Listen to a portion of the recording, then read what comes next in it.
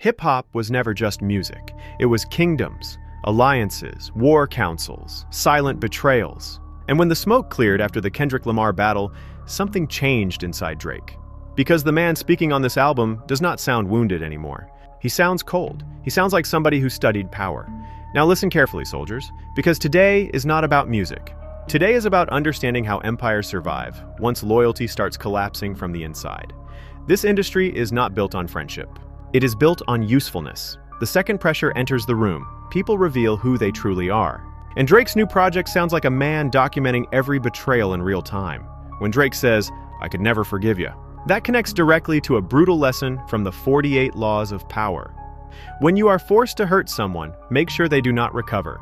Drake is basically saying, this betrayal changed the relationship permanently.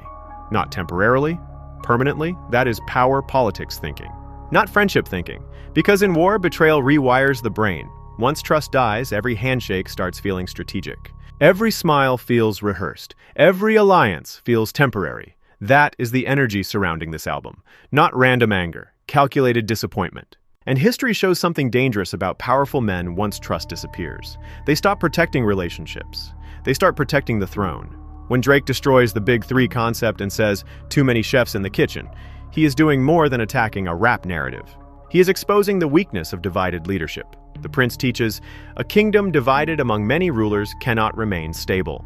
And Drake clearly believes the Big Three was doomed from the beginning, because eventually, ego enters, ambition enters, competition enters. And once survival enters the room, loyalty disappears fast. That is exactly what happened after the Kendrick War. Everybody started choosing self-preservation. Some stayed quiet, some stepped back. But Drake? Drake accepted the battlefield.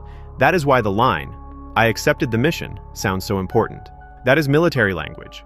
That is the mindset of a man who believes, if everybody else folds, I will stand alone. Standing alone creates power, but it also creates paranoia. Because isolation changes leaders. That brings us to the Jay-Z line. You run and talk to Hav for a second opinion. That is pure strategic warfare. Jay-Z represents the old empire, the billionaire political class, the executive structure of hip-hop. And Drake sounds irritated by people seeking approval before making moves. He who relies on others for his battle plan loses control of the war. Drake is painting himself as independent and self-directed. But then Drake becomes even more dangerous with another layered line. The jig is up. Most casual listeners hear, the game is exposed. But soldiers hear something deeper, a direct subliminal toward Jay-Z. That is advanced rap warfare.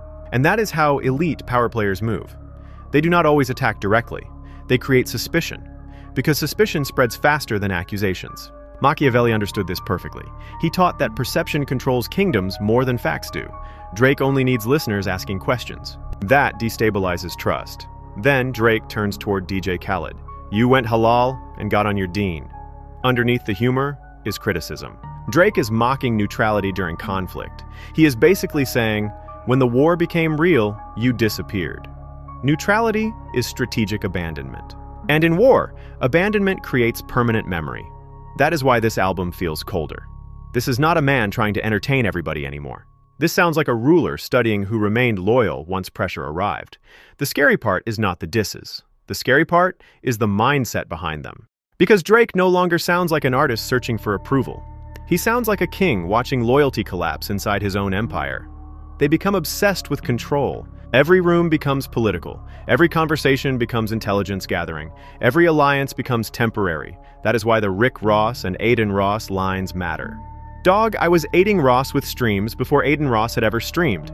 He is reminding everybody, I helped build this era. That is legacy talk. Then the redacted names line appears. And suddenly the album begins sounding less like rap and more like intelligence warfare. Because mystery creates fear. Nobody fully knows who Drake is referencing. But that uncertainty creates replay value. That uncertainty creates tension.